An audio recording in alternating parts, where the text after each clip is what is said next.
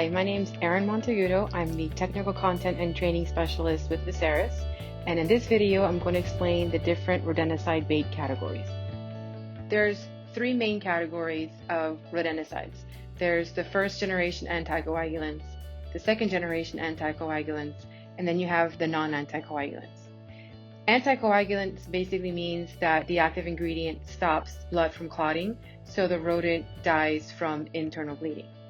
Then you have non-anticoagulants, and there's three of those. You have cholecalciferol, bromethalin, and then you have zinc phosphide, and they all work differently. Cholecalciferol is the one that's most different. Cholecalciferol is actually vitamin D3, which some of you might take as a supplement for not having enough calcium in your system. And what cholecalciferol does is it causes hypercalcemia, which is too much calcium in the blood, and that causes system failures. Bromethalin and zinc phosphide are different, but they're more similar to each other in the sense that they are metabolic poisons, and the metabolic system produces energy. So you're going to pick different categories or active ingredients for different reasons. For example, cholecalciferol, being vitamin D3, is okay to use in organic accounts. That's the only one really that's going to be okay to use in organic accounts. If you're looking for a speed of kill, zinc phosphide is going to be effective probably within a day. Bromethalin is going to be about 2 to 4 days. And then you have cholecalciferol being on the same level as your second generation anticoagulants, and they're effective within about 3 to 5 days. And then last you have the first generation anticoagulants, and they're effective within 5 to 10 days. The main difference between first generation anticoagulants and second generation anticoagulants is the amount of feeding that has to take place before a toxic dose is built up in the animal system. So with your first generation anticoagulants, it takes multiple doses or multiple feedings in order for that toxic dose to finally build up and kill the rodent. Your second generation anticoagulants, they're called single feed or single dose anticoagulants, and that's because it only takes one feeding to get a toxic dose in the system of the rodent in order to kill it. One of the concerns we have to deal with in this industry is secondary poisoning. And what is secondary poisoning? And to explain that, I'll explain primary poisoning first. Primary poisoning is basically direct poisoning, where an animal, a rodent, directly eats a rodenticide bait and gets poisoned by it. And if it's a rodent, hopefully poisoned enough that it dies.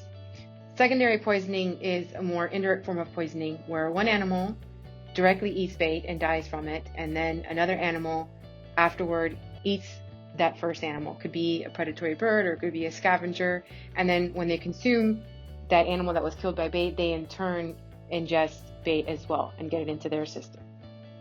Primary poisoning happens more often either on purpose, because the whole goal of putting out rodenticide bait is we primarily poison these rodents, or it happens by accident when kids or pets get into the bait.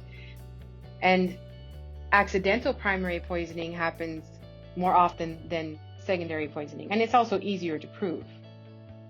If secondary poisoning is a concern for your customer, then the non-anticoagulant rodenticide baits have the lowest risk of secondary poisoning.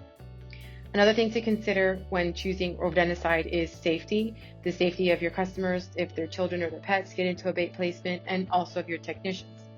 And the main thing to consider is, does this rodenticide active ingredient have an antidote?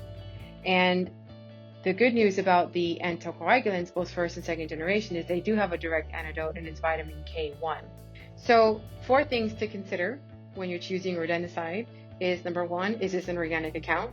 And right there, your choice is made pretty easy, because cholecalciferol is the one active ingredient that's okay to use in organic accounts. The second thing to consider is how fast you want this to work. How fast you need to start seeing dead rodents.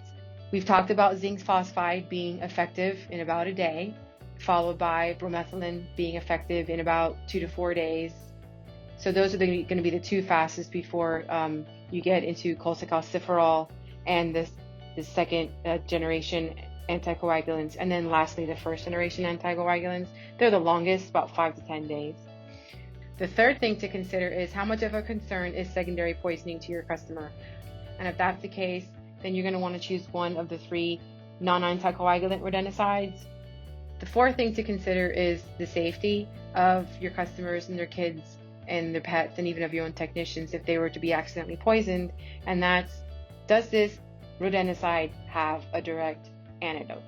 The first and second generation anticoagulants are the only active ingredients that do have a direct antidote, and the non-anticoagulant rodenticides do not. For more information on this topic, check out our pro training online course, Pesticides in the Environment, on pestweb.com.